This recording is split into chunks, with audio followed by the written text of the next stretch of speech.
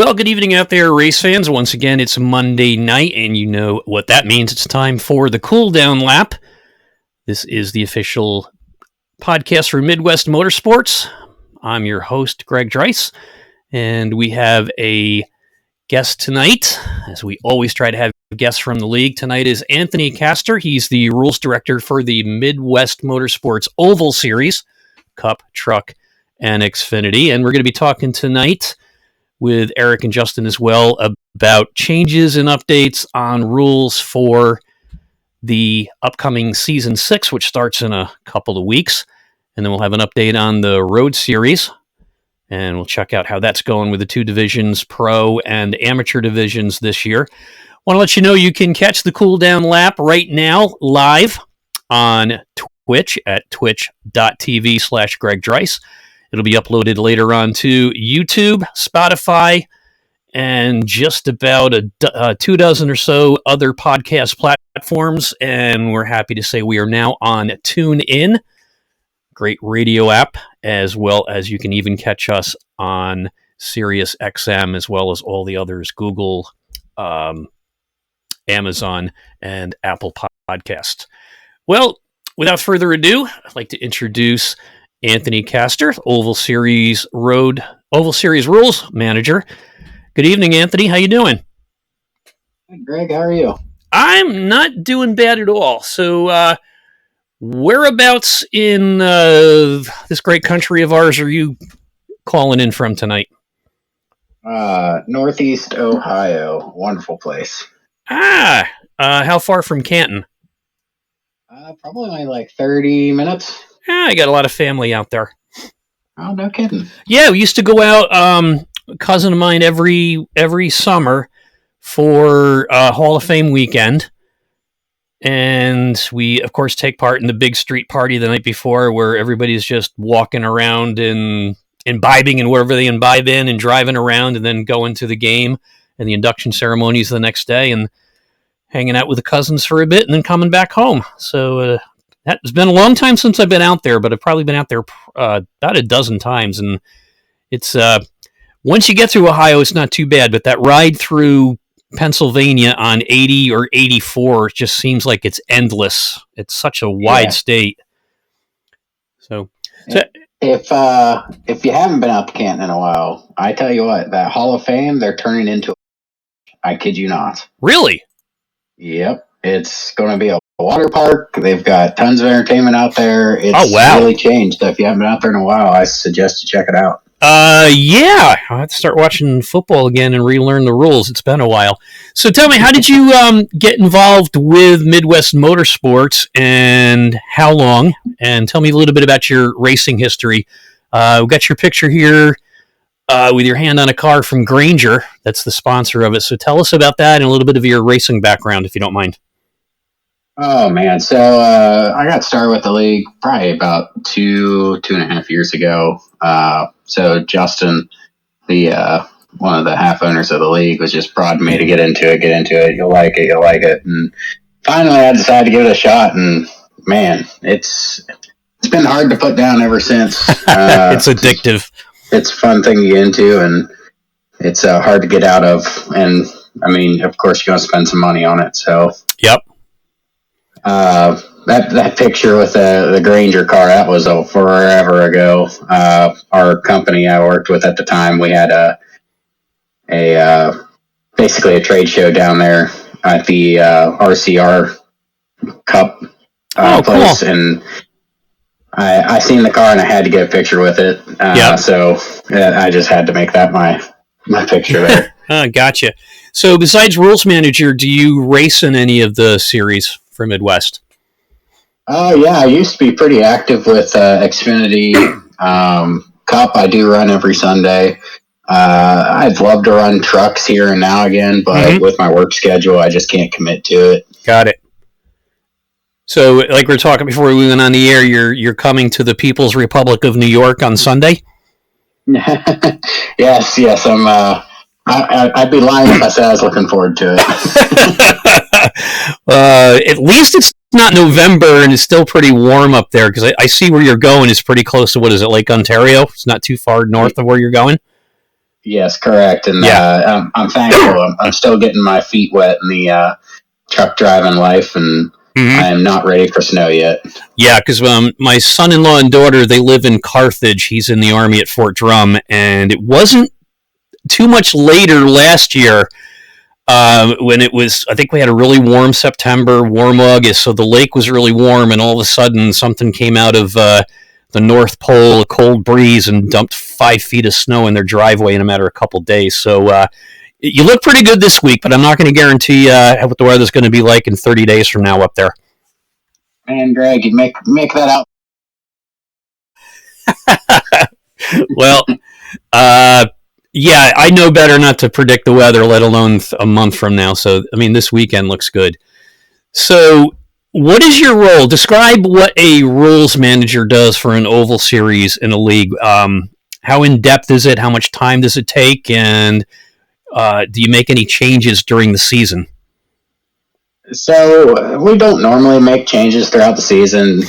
We do have the ability to if something comes up that's like, say, during a race, we see something, we're like, hey, we got to get this out of here now. We'll make a change. We'll notify the members in Discord. Sure. And we'll update it in the book. The job itself is pretty straightforward. I mean, really, the most time I put it is during off season. Whenever we go through, we review it and make changes, add anything other members or the admin team would like to see changed. We do a lot of meetings on it just to make sure everybody's in agreement on what we should be changing. But during the season, it's more so as things come up, then we address it. And if there's any kind of questions regarding how the rules are, I guess, dictated during the season, then I kind of give my my instruction on how that rule should be interpreted. Got it. So what would cause a rule change in the middle of the season? Because we had to do that a couple times in Joe Sixpack Racing, for instance. We had a blanket rule that there were no black flags cleared. And we were finishing a race under caution on the final green-white checker, and somebody runs out of gas on the apron. So under caution, as of course, he's sitting there on the apron coming around turn 4, and everybody that passed him was getting black flags. And so I'm like, wow, didn't think of that one. So we jumped in. I said, hey, admins, can I have permission to clear them? Because even though it was my league, I wasn't going to jump in and just create a new rule or change one right there. So everybody's like, yeah, go ahead. So we did that. So what would cause a rule change in the middle of the season for you guys? I mean, it would have to be something really drastic that would either change the whole outcome of a race, or something that makes you kind of scratch your head and just you're looking at like, how is that legal? Because when you're putting together a rule book, you don't, as great as it would be, you don't think of every possible thing that could happen on the track. And then when something so egregious happens, you're like, is that in the rule book? So you look and you go through it and you're like, how did we miss that? So then you add it. And it just takes that one person to kind of think outside the box and do something that they didn't see in the rule book. And then we have to look at it, okay, well, we need to add that because we can't have that happen again. Does something like that outside the box happen on purpose, or just could it be by accident? Which way is it? That's the beauty of it, though, Greg. I mean, even if it happens on accident, that's something you want to get it out of everybody else's head. Like, hey, this may have been an accident, but we don't want to see this again. Got it. Like Chastain riding the wall. Yeah, that was just. I mean, I don't know if he went into it with the mindset of, hey, I'm going to do this, but they didn't have anything covering that. And then it was the next week, we ain't going to do that again. I believe from what I was reading and listening to, it was his idea. And his pit boss, you got a lap to go, and it's Martinsville, so what are you going to do? So I guess they told him to go ahead because you got nothing to lose at that point. And, I mean, it just takes that kind of thinking. I mean, back in the day, it was people trying to find the competitive edge by tinkering with the engines, putting on extra decals to increase drag and downforce on the vehicles. And now it's, all right, let's throw it in 5th gear and let's ride that wall and see how far we can get. So Yeah. I mean, did you see I don't know if you saw the race or not, but you should have seen the look on Denny Hamlin's face after the race. As much as he is an adversary of Chastain, he's just shaking his head. He goes, "What are you going to say? It was a brilliant move." Even he thought it was crazy. Yeah. So as much as Dustin loves Denny, I am on the complete opposite end of that spectrum. I am not a big Denny fan, so I loved to see him get knocked out of the playoffs there. Yeah. So you had to go down and get that picture with the Granger car. So you obviously have some love of racing other than iRacing. So what's your growing up and stuff like that? Did you go to dirt tracks? Did you get a chance to drive anything, or when did you get involved in an interest in racing? So I'd say it goes all the way back to probably 5th grade. My English teacher had Dale Earnhardt banners on her wall. Oh, that's cool. I didn't watch racing at the time, and it was 2001. Oh, wow. Yeah. Yep.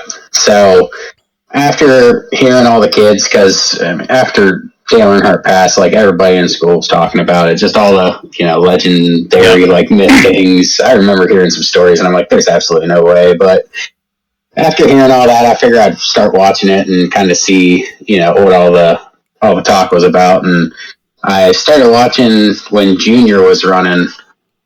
And I seen him at Talladega, and everybody calling him Pied Piper, and just how that guy could run to the front and everything. And I was like, you know what, this is actually pretty cool to watch. So I became a Junior fan, and there you go. 2001, and stuck with him until probably a couple years before retirement. And I stopped watching, kind of fell out of it. And, and a couple years ago, I decided to hop back into it, and seen Larson was running with Hendrick. I think it was when he was running the Target car. I wanted to root for him, but just couldn't bring myself to do it at the time because I was still rooting for Junior. Yep. And now that I've seen that he's running again, he's in that 5 car, I was like, you know what? I'm just going to root for him. And he ended up winning that championship, and I've been rooting for him since. There you go. In real life tracks, what's your favorite track and what's your favorite iRacing track? Oh, man. So, real life, I got to experience Bristol just a week and a half ago, and it's up there on I'd say it's up there on my favorites, between it and Michigan, just because Michigan's one of those high bank, high speed tracks. Yep. And on iRacing, oh man, that's a hard one. I'd have to say Martinsville on iRacing. Oh, that's different. I've been there a couple times. I was there 2 years ago when Denny got into it with I forget who he got into it with after the race, but it happened right in front of us, and so that was cool. It's a fun track. Yeah. Yes. Yeah, Bowman. But the first time I was there, I was coming back from a quick weekend trip from upstate New York down to Augusta, Georgia. And on the way back, we stopped at Martinsville. It was 59 degrees when we left Augusta, Georgia. Yeah, it's going to be a nice day. We pull into Martinsville. It's 32 degrees and snowing. So we sat outside in that cold and froze, but it was one of the better races when there was a big pile up at the end. So Justin and Eric, if you want to jump in and discuss with everybody and Anthony some of the upcoming rules changes, and maybe tell us why some of those rules were changed. Yeah, absolutely. So I think, the most important thing that we should touch on tonight really is, how we went from one of the point structures that we had this season to, what we have now coming into season 6 and why, right? I guess, Ann, if you want to kind of touch on some of the things that we made around changes we made around points, and I can then speak to the why, or you can as well. Yeah. Yep. So some of our biggest changes we've made in the rule book are directly tied to points earned during the race for the season or the postseason. So we did change a couple points here, and I'm just going to go through them real quick. So we decided to add points for finishing races. So instead of just hopping into a race, running 10 laps, running 15 laps, wrecking once and then getting out of it. If you run that entire race, we're actually going to give you 10 bonus points just for running cool. that complete race, just to try and keep the competitors engaged in the race. Yep. And don't just hop in, jump out, skip out. Yeah, start and park. Exactly. Yeah, we want to try and avoid starting parks, because once you start to lose cars, you start to lose competition. So we want to keep as many cars on the track as possible. Okay. We are changing the point structure. So traditionally, we've always done a 43 down to 1. So if you won the race, you got 43 points, and then you'd go down per position. So we're changing that. We're going to go from 33 down. I don't think we've ever had a field larger than 33 cars. We've had big field, like about 30 cars, but I don't think we've ever been over 33. So we're just going to go ahead and drop it down to 33. So winner gets 33 points, going down to the last person in the race getting whatever points position they finish at. Oh, got it. So what that does there, if you have a small field of, let's say, 20 cars, you can finish in P20 and still bring home quite a few points. This is going to change that. Yeah. Correct. So aside from that, we did change our stage points. So last season, we only issued a stage point to the winner of the stage.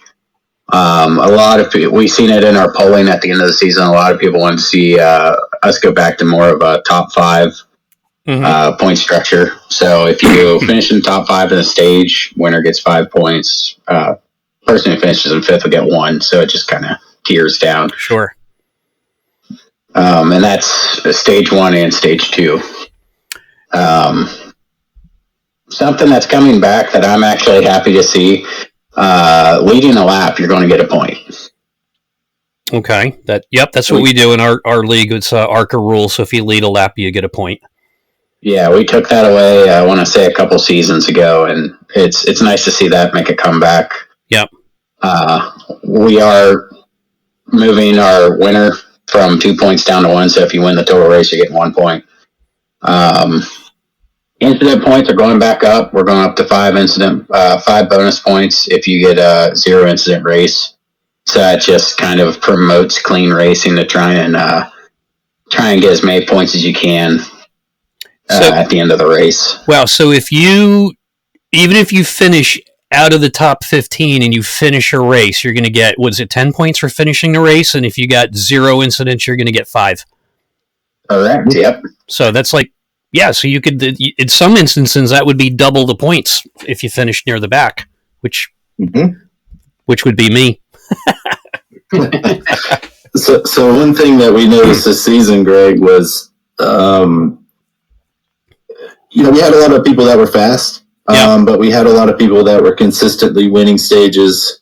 Ultimately, some that were winning races consistently, and that put them above others when it came to the chase. Obviously, now that's okay. But at the same time, we had some points differences between first and second, or between the top 5 down to the top 10.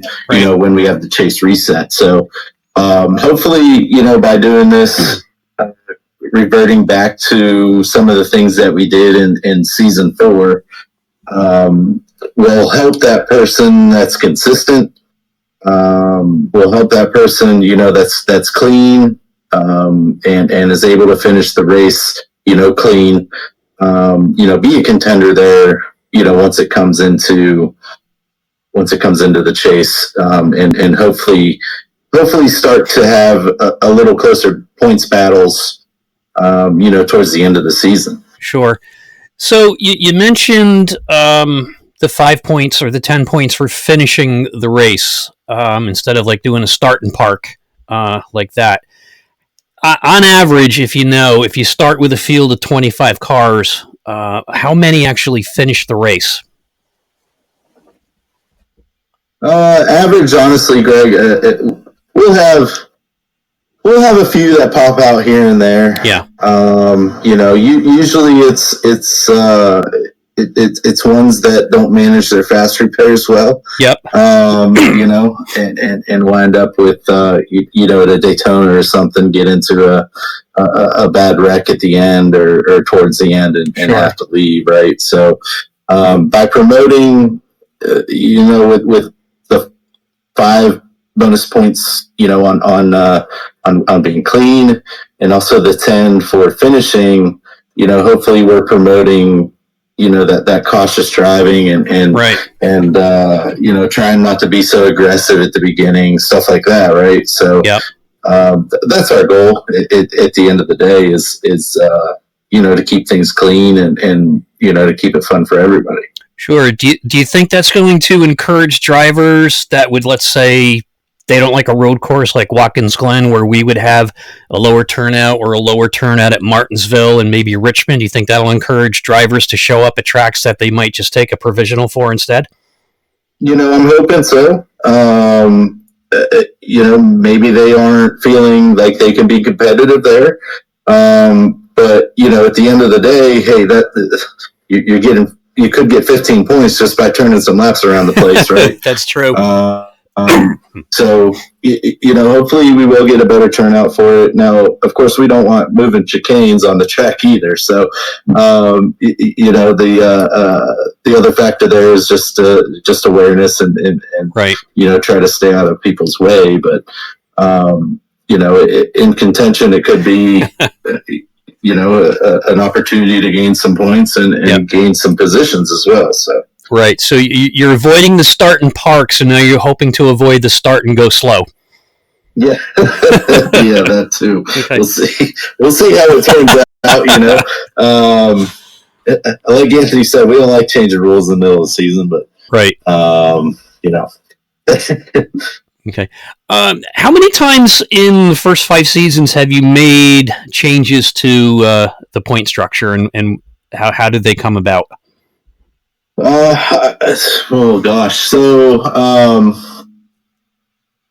let's see. The first season we just ran strictly old school NASCAR points. Mm-hmm. Winner at the end of the season takes the trophy, right? And then we moved into more of bringing cup cars into the game and Xfinity for season 2. We didn't mess around with stages in season 2. However, we had, I would say, a pre-playoff, more of a chase point structure, meaning you win the race, you get a point, and you have the fastest lap, you lead a lap, you qualify on the pole, stuff like that. Sure. The same thing started to unfold like we saw this season is, the folks that were winning all the time were the ones that were, at the top during a chase reset, stuff like that. So, so came season 3, season 4 is when we introduced the stages. Unfortunately we weren't smart enough at that time. I'll say that is we gave stage points for stage 1 and 2. We never gave stage points for the final stage, the end of the race. We did give the winner a point, but that was it, right? Like we were giving 5 points to the winner of the stage. Yeah, and it came very very quickly to us that people were fighting for those stage points, which made sense rather than winning the race. So strategy at the end wasn't there, right? We had people running on old tires for 2/3 of the race because they were using their sets to try to win stage points, so on and so forth. Right. So then that led us into season 5, and of course we've put these out there as votes and whatnot throughout the seasons as well. Have the members vote on it. One thing that they, really were vocal on was that part of it, right? Like, hey, the stage winners are getting more points than the race winner. That's not fair, so on and so forth. So we listened and it made sense, right? So we switched to, okay, stage winner gets 1 point and then race winner gets 2. So then again, we kind of failed to keep that person that was consistent with top 5s, into the hunt when it came to the chase and the end of the season. So, reverting back to our structure that we had season 3, season 4, but also introducing that last stage point structure. We're hoping that, that person again, like, has consistency or whatnot. So to answer your questions, probably about 4 times we've changed this point structure. So I hope this is the one we land on forever. I'm excited about this one. I'm excited about seeing, the opportunities that are out there for people to grab points for one, is extensive. So, hopefully we can see some tight battles happen. Cool. And any other rule changes besides point structure for season 6 in the Oval Series? So the biggest rule change that I'd say that really needs to be addressed tonight would be the blinking rule that we put in. Just because it's hard to police every car that's blinking, but when you do get them, it's usually an egregious car that's like it's on the track and then 30 seconds later it's gone. Right. So we ended up putting a rule in just to avoid some calamity on the track. We have put an offense tier in, that way we can issue out different offenses for it to try and get that person to either restart the router or look into the issue a little bit deeper and see exactly what's going on so they can get it fixed. So explain the tier structure on the blinking car rule. Oh yeah, so first time we see it, race control is going to just come over the comms and tell that blinking car move to the back of the pack. Kind of take yourself out of the traffic, out of that pack race. That way you aren't disappearing from the track, coming back in and ruining somebody's day or causing a pile up. Sure. After that, say next race comes along and the car's still blinking, it's away from the track, we're going to issue an EOL, and that's going to be on every restart that happens in the race. That way it puts you at the back of the pack. It's going to be anytime we have a yellow for an accident, anytime that we do a stage break, anytime the race needs to be on a restart, there will be a EOL issued to that car. That way, again, you aren't up in the pack blinking and causing an accident. Right, because usually if you're going to be blinking seriously, it's not going to go away during a 45 or 50-minute race that often. No, and then if the third race comes along and it's still happening, we're just going to have to remove that car from the session because, I mean, 3 races in, if it still ain't fixed, I mean, you got to look into it and get that fixed because you're going to take out a car or you could take out half the field, and you're going to have a lot of angry people about that. So that was the biggest rule that we've put in that I think would need to be talked about. Got it. I know you have a rule that for race chatter should not be talking on the iRacing channel. So there's like a race chatter channel on Discord. Do you have to call pit stops on the race channel? For instance, if like I say, car 64 pitting in or pitting out, is that a rule that you have to follow at all? Yes. So we do in every race. We ask that the drivers get on the drivers' comms, and those comms are to be used strictly for car number 8 pitting in, car number 8 pitting out. If say you do go up and you hit somebody in the rear in the middle of a corner at Talladega, you can mic up and say, "Hey, sorry about that." The one thing that we want to avoid is somebody getting on there and just talking about their day, talking about their life, or talking about how terrible somebody's driving, and just being super negative, because that's one thing. I mean, that's one thing I like about being in a league is you don't get that general race. Like if you're out running generals, and you got that guy on the comms like, "Hey, get out of the way, you suck." And exactly. We don't need that. Okay. Any other rules updates, guys, for this coming season? I'd say we hit the peak of it. The major thing was our point structure and whatnot. And you know what, I wouldn't say on a rule basis, but something, this is kind of new to what we do in the winter side. But we do have a different track every week, where previous seasons during our long season, we tended to double up when it went into the chase or whatnot. So Cool. Okay. That's kind of exciting, to where we're gonna, hit every track, not every track, but a different track every week. And of course, some tracks may be different upon Trucks, Xfinity, or Cup. So looking forward to it. Be a good season. I do tend to enjoy the winter one for one, because it is our longer season and whatnot, and we tend to have some tighter points battles, and I'm hoping that our points change will reap the reward and show some even closer battles. So it should be a good season. Yeah, I like racing in the winter much better than the summer, because I was in the other league and we raced at 7:00 on Sunday nights in like July or June, and it's just so nice out.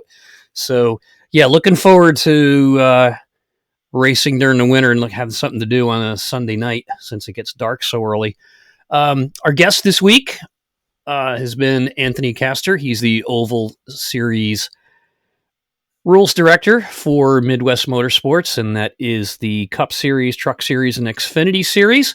Anthony, you're welcome to hang around till the end. We're just going to talk Road Series a little bit, and then we'll be on our way. And also want to let you know about Track Racer. If you want some new racing rig or any racing equipment for your sim rig, get a hold of Track Racer and go up there. When you check out, make sure you put in the code or tell them that you are with Midwest Motorsports, and Midwest Motorsports will get a commission on that sale to help cover the cost of running a league and everything, which is can be expensive, as I know from my end. So that's Track Racer is proud to sponsor Midwest Motorsports and buy from them, and also help your league out. And DTL Customs Design and Graphics. It's David Lamaga, a good friend of mine, who did all our graphics for Joe Sixpack Racing and the 802 Cup Series.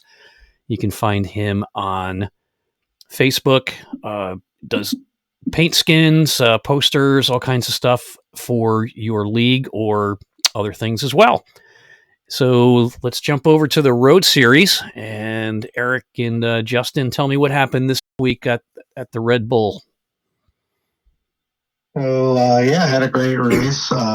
Huge number of drivers show up, which is awesome. And hopefully getting a lot coming into tomorrow night's race. But tricky track for anybody who has run the Red Bull Ring before. It is...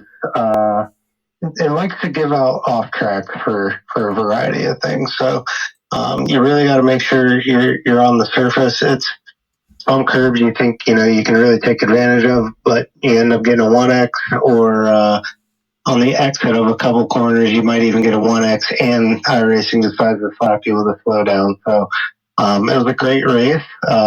Shea McNeely took the win there. A lot of battling. A lot of guys ended up pretty much just kind of just fall into place and not get any drive-through penalties or rack up the incidents. So it ended up taking up the standings quite a bit. David Wortman moved up 2 spots in the AM class. Adolfo Castillo went up 3 spots into the 5th place, and a couple drivers lost 3 positions. So it was a pretty good. I mean, we're only 3 weeks in, but it looks like quite a few mix-ups here in the overall standings, as well as class standings, and pretty much the same for our pro split. We have Shea moved into second place, Jason Phillips up into third, Max Bauer up 2 spots into fourth. I lost 4 positions, but that's all right. So it was a good one to shake things up. And tomorrow night we go to the Nürburgring Grand Prix layoff for our sprint format. So we'll have our 20-minute sprint race, and then the top 10 finishers will all get inverted, and then we'll go into our hour-long feature race. And how does the point structure work on the roadside versus oval?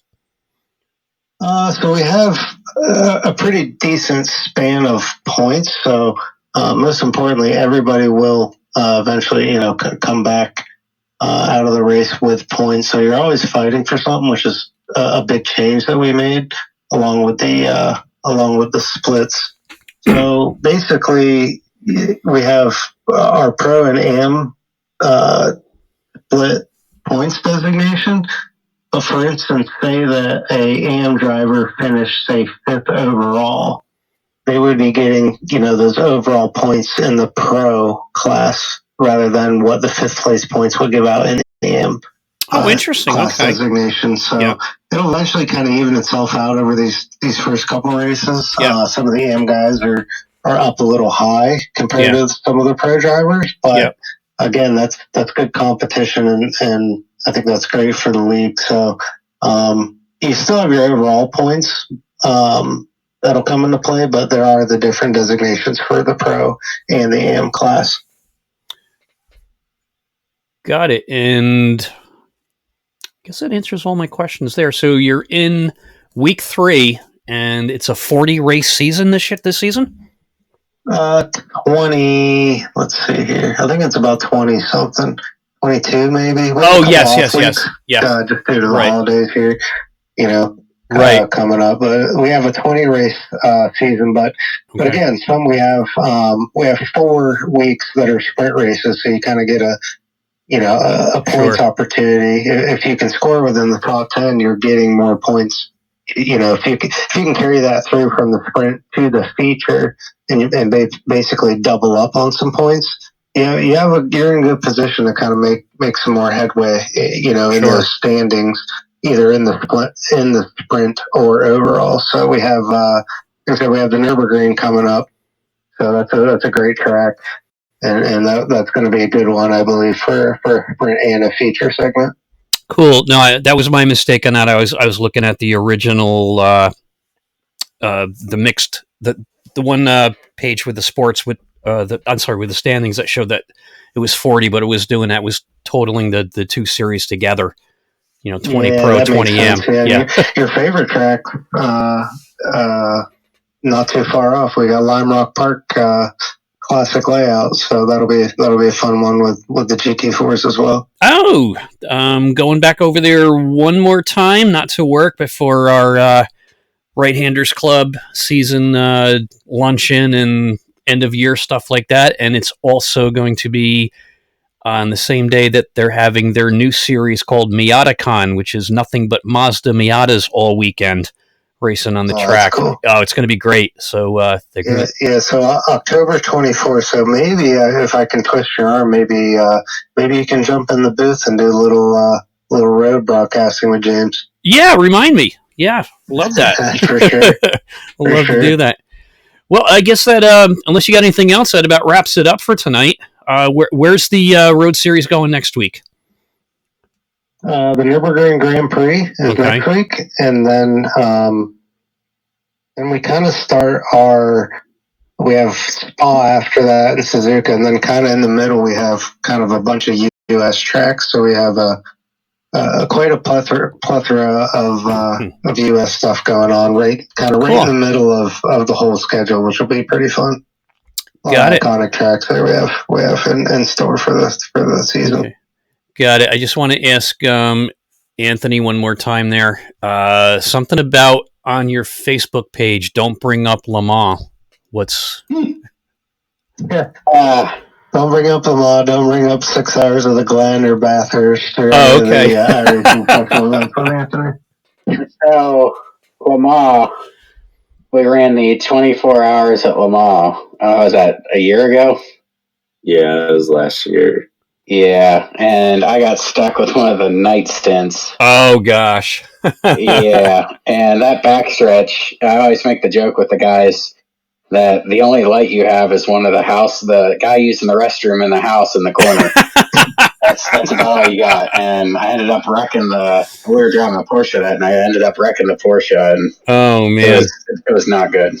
I thought you were going to say, since there's no light back there, that's where you just pull off the side of the road and take an hour nap, and then hopefully nobody notices. So we've done quite a few. There's a small group of us that try and do as many of the team special events that iRacing puts out. And the first one we ever tried was the 6 hours of the Glen, and we had a pretty big team. I think we had about 5 or 6 of us. Mm-hmm. So we just wanted to give it a whirl, and I forget who. I think I was supposed to take the car after Anthony or something, but quite a few guys usually hang out and try and spot and manage pit stops and setups and stuff for whoever's in the car. So it's not like you're just always by yourself. But all I can remember was I told Anthony, I said, "Cold tires, just take it easy through the bus stop on your first lap." He's like, "All right, got it," and he just nails like. I don't even think he lifted. He definitely didn't touch the brake, but he just sent it right through the bus stop into the wall, and it was like 30 minutes of repairs. And I was like, all right, well, I'm going to step away for a minute. But it's fun. I mean, he's gotten so much better at road racing, and I wish he could still run, our weekly road series. But it's fun to see the oval guys kind of start to build their skill when it comes to road racing, and it's all applicable to any car you drive on a road course. It's just kind of more or less figuring out the car at that point and what you want it to do, but and getting into the rhythm. Oh yeah. So yeah, I don't know if I mentioned it to you guys, but right around the 24 Hours of Daytona, there's a guy that was a guest on my show, Justin Clapper. He was the tire changer on the Over the Wall crew for Zane Smith when Zane Smith won the Truck Series a couple of years ago. He does something called the 24 Beers of Daytona, and you got to have minimum of 3 guys on a team, and they start. It's not a full 24 hours because they did that the first year, and everybody got off at 2 a.m. and came back when they got up at 6. So the first hour and a half is broadcast, and the last hour and a half is broadcast. And if you have, let's say, 3 guys, you have to finish the race and be able to show on camera 24 empty beer cans. It doesn't matter the size. That sounds challenging. it is.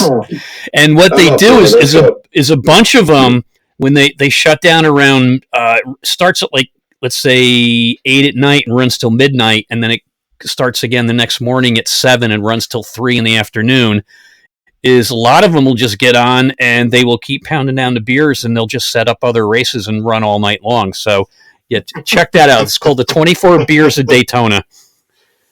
And like I said, it sounds like a lot of fun. And the Clapman is he's a nut job, but he's a good guy. He's way out there, and he's really into the racing. So I think was working on a truck team and another Xfinity team this year.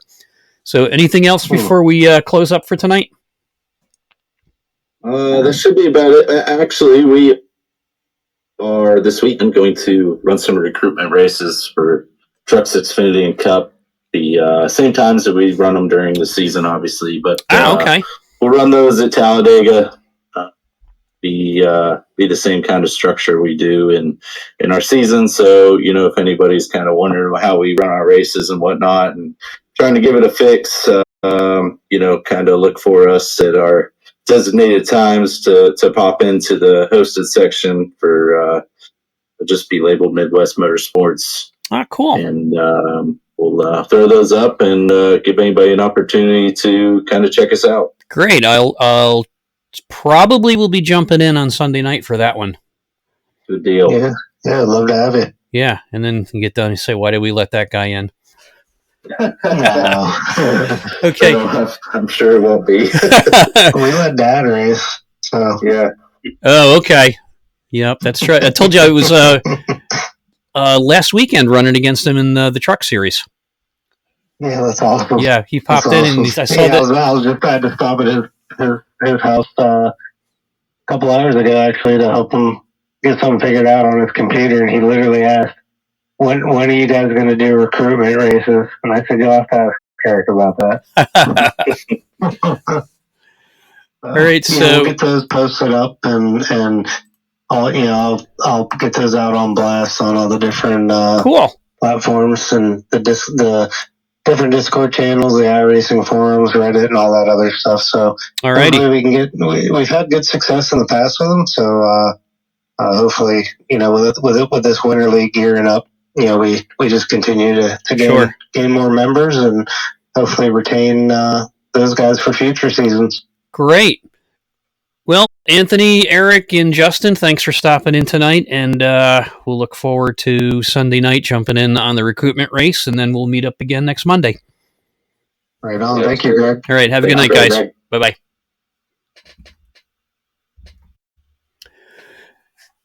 Well, that's it for tonight. This has been the Cool Down Lap, the official podcast of Midwest Motorsports. I'm your host, Greg Dreiss, and as soon as we get done here, you can check this out on Twitch for about the next 2 weeks before they take it away, but don't worry, it will live in infamy on YouTube as well as Anchor and Spotify, where the video and the audio will go up. And you can also check out the audio on Spotify, Google, Amazon Podcast, Shoutcast, TuneIn, and SiriusXM. Sounds great to say that. Doesn't mean anything. There's a lot of podcasts on there, but my wife said, "Oh, that's great. You're on SiriusXM." I go, "Yeah, way down on the bottom, but we'll be there." So tune in again next week for the cool down, as well as don't forget Sunday night at 7 p.m. Eastern Time, the recruiting races for the Cup Series. So if you want to race Cup, check out there. And also Truck and Xfinity races will be recruiting races this weekend coming up as well. And if you want any more information on how to join, stop by Midwest Motorsports at midwestmotorsports.com. And I think there's a hyphen in there. Just let me get back to the page and tell you which one it is. Midwest-motorsports.com. Top of the page, you'll see all the information, and the second line over after information, actually the next one is sign up today. They'll take you through the sign up process. It's quick, it's easy.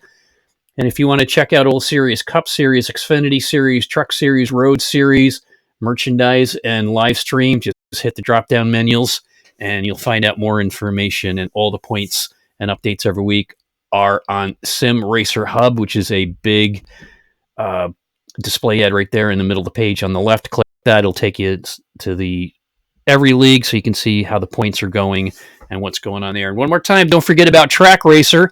If you need new sim racing equipment, or your friends do, buy it through Track Racer and mention at the end Midwest Motorsports, or a code if there's one, and Midwest Motorsports will get a commission on sales and use that to pay to keep the leagues going, because it's not cheap. I ran 3 leagues and was shelling out a whole bunch of money every month, and these guys here are running 4 leagues, and there's always a cost involved. So once again, thanks for listening. This has been the Cool Down Lap, a production of the Sim Racing Podcast, and I'm your host, Greg Dreiss. Until we meet again, stay in your lane.